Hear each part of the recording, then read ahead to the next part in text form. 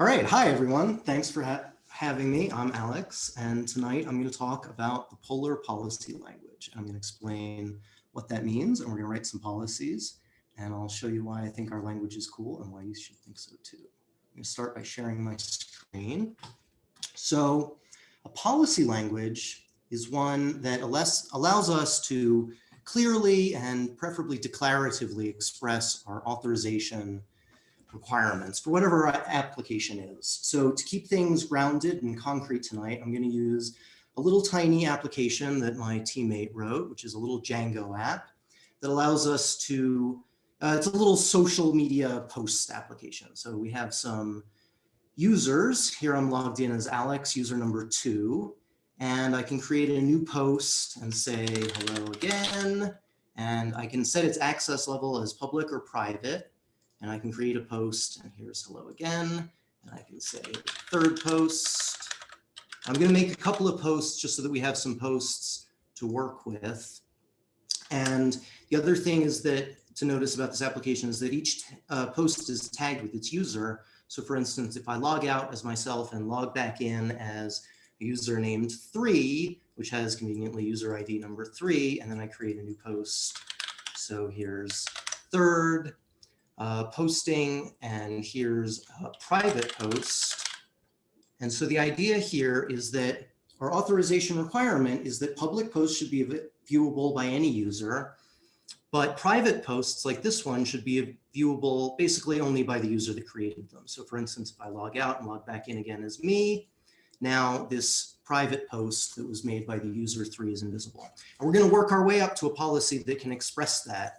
But we're going to start simpler. So I'll start with just introducing the model object. So we only have 2 models in our application here, a user that has an ID that's implicit. We inherit it from abstract user, and post, which has some class fields that define the access levels. It has a string that's the contents of the post. That's just this string here. It has this access level.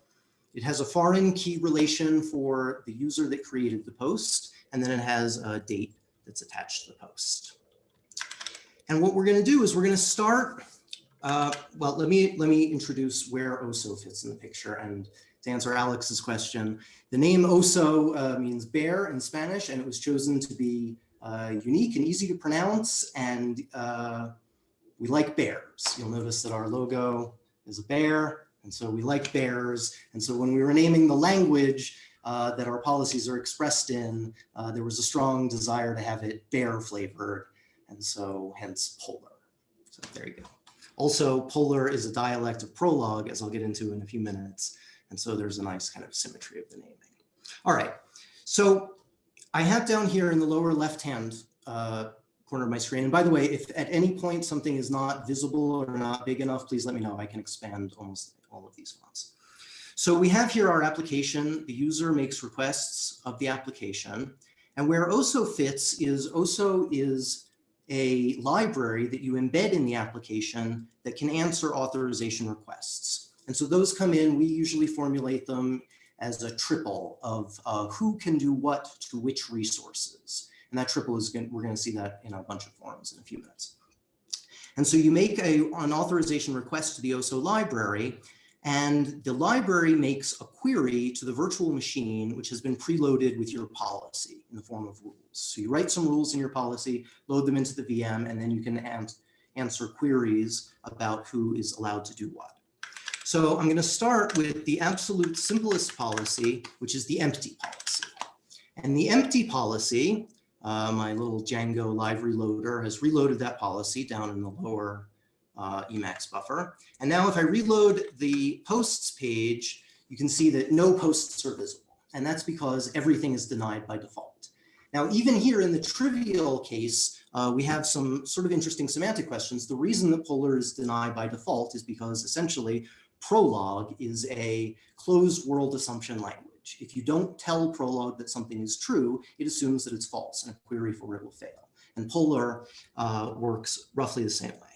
So I have here, for your convenience, if you happen to know a little Prolog, I have a little translation chart that'll show you the mapping between Prolog and polar. And I'll talk about these things as I go along. All right. So deny everything is one sensible default for an authorization system. Nothing is allowed unless you say it's allowed. But another way to go, perhaps you want the opposite assumption as your starting point, which is allow everything. And so this rule, allow actor action resource, will allow any user to see any post that's in the system. And the reason it does that is the name of the rule is allow. Now, there's nothing special about this name, but by convention, it's the one we call to make authorization decisions. We call allow with 3 arguments. So if you're a Prolog fan, you'll recognize a notation like this. We basically look for the predicate named allow that accepts 3 arguments, and we call it with the actor, and in this case, that's the Django user, the action, which is going to be a string representing the type of request, and then the resource, which is the object that we want to control access to. Now, you may notice that when we added this trivial policy, when it reloaded the policy, we got some warnings here about these singleton variables. And this is a standard piece of Prolog feedback from a compiler telling you, hey, you may have a logic error. Because for instance, if you had a variable named resource and you left off the E, for instance, you would add a variable called resorc, it would be a singleton variable. It would only occur once. And that's possibly a logic error because if you assign, for instance, a value to a variable and then never look at it, you're probably doing something wrong. In this case, it's intentional, and we can signal our intent by prefixing the names of the variables with underscores. Because in this case, what we want to do is we want to take those objects and simply ignore them because we're allowing everything. We don't care what their properties are.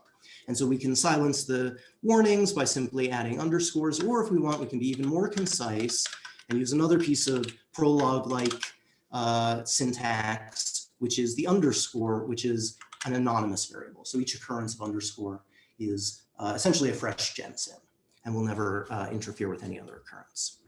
So that's one way we could get the other default, which is to allow everything. That also is not actually very interesting. So let's specialize a little bit. Let's say we only want to allow views. Now, in this case, there's no change to the behavior. Every post is still visible. But if, for instance, we change this to read or some other action, that wouldn't be allowed. And now every post is denied again. So I'm going to use view as our action. And I'm going to keep that fixed. And I'm going to play with the other 2 arguments as I go along here. So one way to write it is like this. And you'll notice that even though the string view is in parameter position here, it's not a parameter, it's not a variable. And this should be familiar if you're comfortable with Prolog, because parameters are matched with unification. And so if it's a variable, it will get bound, and if it's something else, it will try and pattern match against it. And that pattern matching is very powerful for expressing authorization rules. And we'll see some examples of that in a minute. We could also, though, write it with a variable. We can bind a variable, for instance, and then in the body of the rule, we can check that it's equal to a string. And that'll do just as well. That means exactly the same thing. And this is standard Prolog. This is basically, are you embedding the condition in the head of the rule or the body of the rule? And this is something that I wanted to mention because in Prolog, for instance, you'd write a rule like this. The head of the rule is separated from the body of the rule by this funny operator, which you might know as turnstile, but it's usually pronounced as if. And so one of our syntactic guiding principles when we were designing Prolog was, if you generally pronounce a particular set of symbols in a particular way, perhaps you should just spell it that way. And so that's why you'll see in Polar we have operators like if, and or, and matches instead of commas and semicolons. And we find that to be, it's just sort of a facelift for an old syntax, but we think it makes it a little more readable and a little more modern. All right, so that's fine. So now we can do basic rules. We could also, for instance, if we didn't know, for instance, what kind of action we had, we might, for instance, want to look at it in the debugger. So we can write a rule like this, where we allow an action if the debug succeeds. And then when we try and load our posts, you notice that the Django drops us into a debug prompt. And now, for instance, we can look at the binding stack, and we can navigate, and we can continue. And it's a relatively full-featured REPL-style debugger. All right, but I'm not going to do that. What I'm going to show you instead is some more useful kinds of conditions that we might be interested in. So I'm going to revert back to view as the action, and I'm going to take an actor and a resource. And what I'm going to do is I'm going to ask some questions about their attributes. Now, you may have seen this in the context of attribute-based access control. So for instance, I might ask if the actor's ID is equal to 1. And now if I tell this to reload, I get no posts because the user ID that I'm logged into, that I'm logged in as is 2, not 1. If I change Alex, the policy to 2. You got a question about how rules work in the chat? Excuse me, thank you. That's right, absolutely. Yes, I can totally review that for a minute. So the question is, what is a rule, basically? So I've been writing a rule called allow. And as I said before, that's just a convention that we write it with that name. You could write any other sort of rule that you like. You could just call it rule ABC. And what this is it's not exactly a function. It's a predicate in Prolog terminology. It's a thing that is either true or false. Rule ABC is true if the arguments that you call it with match the parameters A, B, and C. And they can match either by binding or by pattern matching. You could match on the string C. And so the idea is that you provide a query which looks like this. Let me just write this. So you would provide a query which looks like allow some actor, some action, and some resource.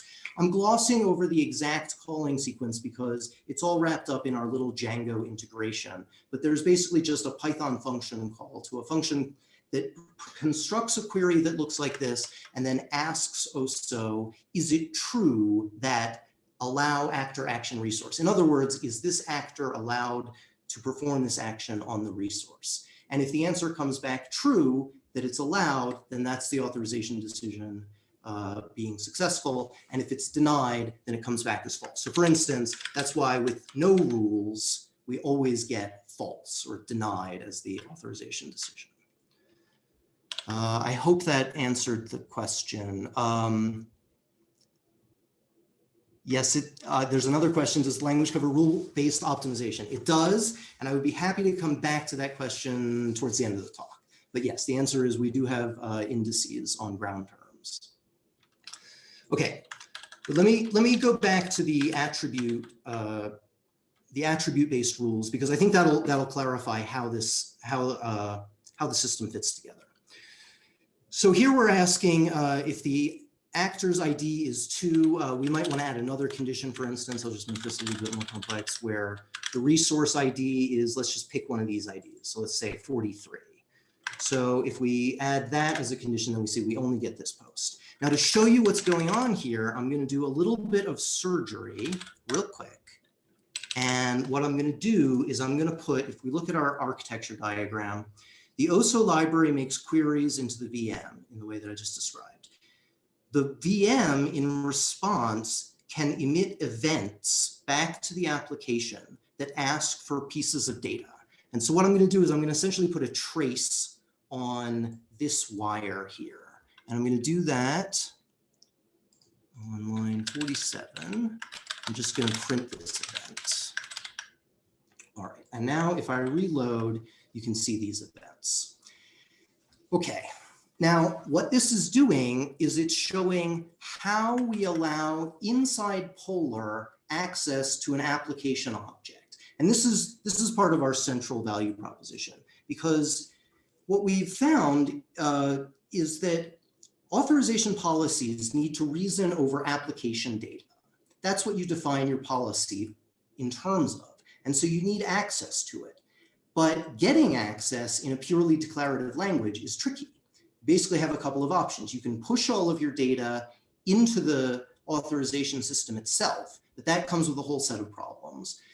You could do the authorization lower down in your stack, for instance, at the database or application layer, but that has the problem that now you can't write nice declarative rules and you can't reason directly over your application objects. And so the whole idea of Polar is that it's a declarative language that lets you talk directly about your application objects. So the query that calls the allow rule is handed an object that is an actual instance of the Django user.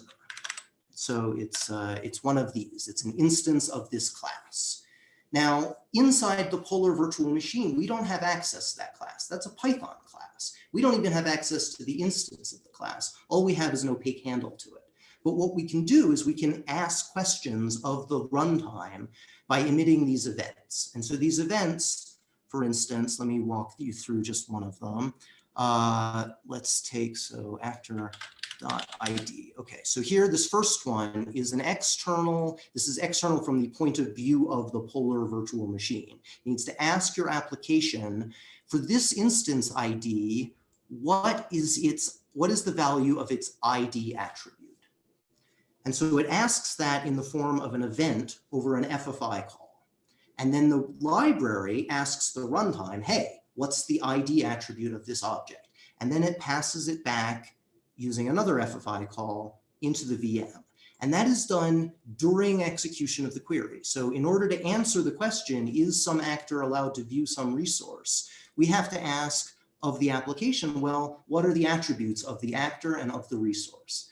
And so the way that I think of these is the Polar VM and the application operate as coroutines for the duration of this authorization call. That we want to ask a piece of authorization logic, but we don't necessarily have all the information that we need inside. And so we need to ask questions and get responses back. And so that's this piece in the middle here, where we have queries that come from the library and then events that come back in and responses that go back to the VM. All right, so we can do some attribute lookups. We can also do various kinds of comparisons. For instance, we could, for instance, a lot of authorization rules are relational. Does the ID of this match or relate in some way to the ID of that? So for instance, this is a kind of silly rule, but we could ask, does the ID of the actor exceed, or does the resource ID exceed that of the actor? And these are perfectly reasonable questions. And we could also, ask about not just attributes, but in fact methods. And so for instance, we might, let me come over here.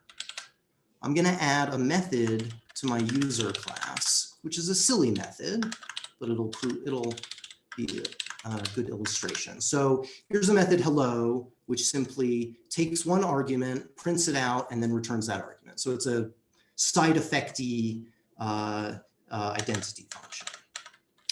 We can call from within the rule, we can write a condition like this. We can say if the result of calling the hello method with our ID is equal to the resource ID. And that told me I missed a semicolon, which I certainly did. That will allow us, one second, I'm going to turn that other debug off so that it doesn't interfere. All right. And now here we have as a side effect, hello for each of the resources that we call it with. And that shows that we can call host method, application methods from within a Polar policy. All right, let me catch up on my questions here for a second, and then I'll press on. Okay, the VM, when I say VM, I am talking about an interpreter for the Polar language. That's a great question. I should have explained that more clearly. So we have the language Polar, which is this syntax that I've been writing up here. And we have a lexer and a parser and a virtual machine that is the interpreter. And so when I say VM, I'm talking about that thing. Okay. All right, so the next set of things that I want to show you is that we can call these methods and access attributes on host language objects, but blindly accessing attributes or calling methods on an object of unknown type is, well, somewhat unsafe. So we have an extension that Prolog does not have. We call it specialization. And it looks like this. When you have a parameter to your rule, if you follow it with a colon and the name of a class, this is a Django convention where there's a namespace and we're using double colons as the separator. So this colon is between the parameter and the class, and this is the name of the class. It just happens to have colons embedded in it. And we're going to do the same thing for the resource. Okay, and now if I save that and get my syntax right. Now this does not change the semantics of the policy, but it makes it safer. And if we had other rules, we could specialize on other kinds of things. And I'm going to show an example of that in just a minute, but I'm going to first show you one extension of this, which is that we can match not only on classes, but in fact on attributes of the instances of those classes. So for instance, earlier I had a rule that specialized on a particular user ID. We could encode that like this. We can put it directly in the specializer as a pattern, and then it gets pattern matched. And we can even, if we want, instead of hard coding a value in there for the ID, we could ask it to be bound to a variable X. We could ask for this one to be bound to a variable Y. And then we can do various things like relations between them. So we could say if X is greater than Y, rather let's do X less than Y, so it'll actually show something. So if I wait for that to reload, that's okay. But then we can also ask more complex questions. Alex? Yes, sir. Sorry to interrupt. I believe your Zoom bar is covering up part of that rule. I do apologize. Is that better? Yep, perfect. Thanks. Thank you. Okay, so here's an arbitrary, somewhat silly, but illustrative example where we could require that the post ID and the user ID be relatively prime by computing their greatest common divisor and asking if it's 1. So that's what this says. This says allow any actor that is a user ID with ID X and any resource with ID Y if the GCD of X and Y is 1. And so here's the second rule. So far I've been mostly working with one rule at a time, but this is a second rule. And the reason that I wanted to show this rule in particular is that it is recursive. Polar is not a linear subset of Prolog, it is a full Prolog, and you are free to write recursive rules. And so with this rule in place, what we see now, my user ID is 2. So I'm going to filter out all of the odd numbered resources, posts. If I, for instance, log out and log in as the user with ID 3, then I'm going to see everything with the multiples of 3. This is obviously not a condition that you would write in your actual policy, but it shows that you can write complex rules. Okay, so now I want to come back to talking about the specializers, and I want to go into just a little more detail about how these work. So here I'm going to show you 3 allow rules. And each one specializes on a different class. So here I've reverted to my underscore because I'm not going to use this variable. So this is anything of type anonymous user. So the anonymous user in Django is the one that you have when you're not logged in. An abstract user is, as you see over here, the parent class of user. And then I can have a rule that specializes on user. And what I'd like to do here is, let's see, is this working? Okay.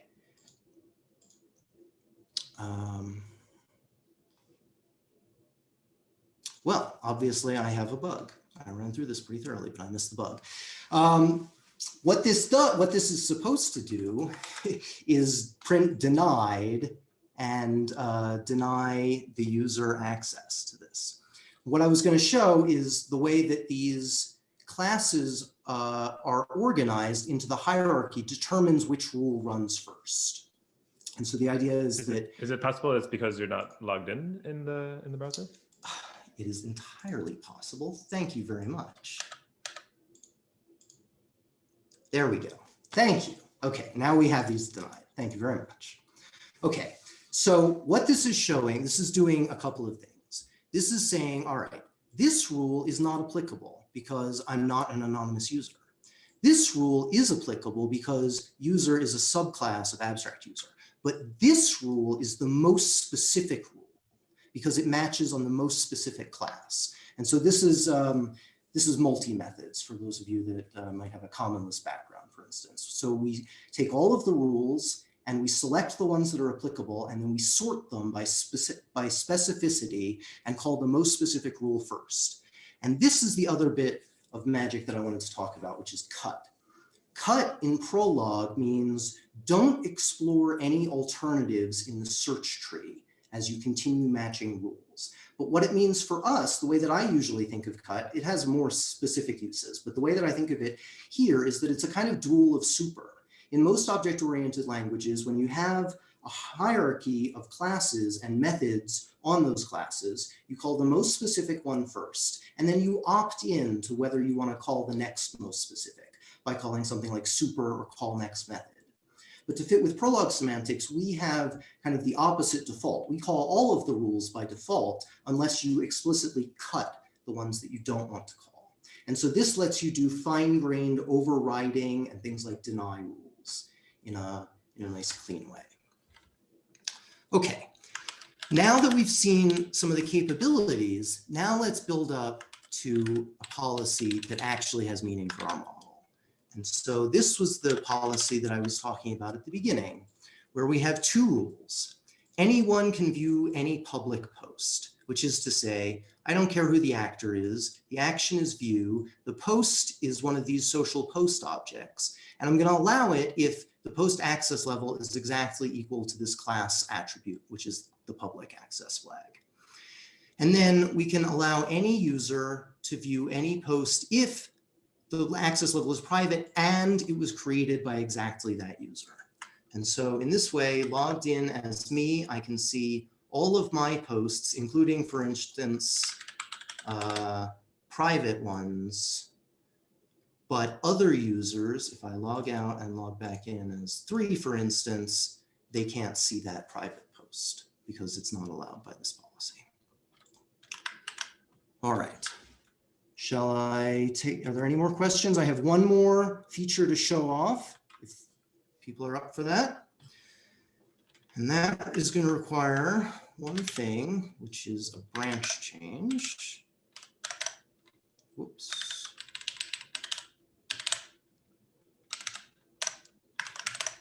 All right. Here we go. All right. So I've talked about the kinds of things that you can express in the policy and what kinds of resources you can allow access to, but I've hidden something sort of important, which is that for a small handful of posts, asking about each post, is this user allowed to see this post, is fine. But imagine you're Twitter and you have a billion of these things. Now taking each resource and doing a query, is this allowed, is this allowed, is this allowed, is not going to fly. And so we faced this problem. It's a very real problem where you have a large set of records and you want to filter it down to just those that are authorized. And so our solution looks a little like this. I'm going to reload this. Now I've got some extra debugging enabled on this branch, and I'm going to highlight this where clause. This where clause is generated by a Django filter. And what it says is that I'm interested in all of the posts joined on appropriate tables where either the access level is 0, just like it says here, or the access level is 1 and it was created by ID 3, which is this conjunction.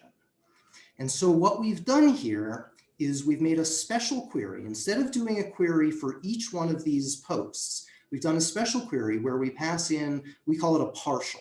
But it's a special kind of, not quite an unbound variable, but just like it. And we pass that in as the resource.